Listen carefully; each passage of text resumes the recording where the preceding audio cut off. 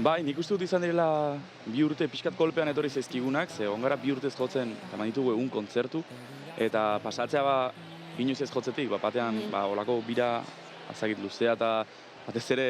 deskantsu gabeko aukitzera, izan da guretzat pixkat kolpe bat, eta izan genuen aukera gainera diska sortu dela ez,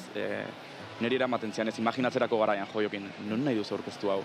Eta, Victor Eugenian denak bilduta, olako leku, ezakit, eder baten, eta esan, hori izan barra da. Eta egontzen aukera, bete zen aukera, eta gaina, ia dena beteta dagoia, eta guretzat bai bada, sentitzen dugu salto hori, hemen azokan bertan ere bai, eta ez dakit, pixkat asimilatzen, eta nik uste dut orokorki super eskertuta sentitzen naizela, ze izan dugun harrera oso hasieratik ez dago ohikoa izaten, ez? Normalena izaten da, lehen kontzertutan lagun batzuk etortzea, gero lagun horiek beste lagun batzuk esaten dira, eta pixkat hola azitzen jotea, eta guk hasieratik kriston harremana izan dugu, eta bakalerako kontzertu hartatik, eta ezagit sentitzen naiz privilegiatu bat alde hortatik.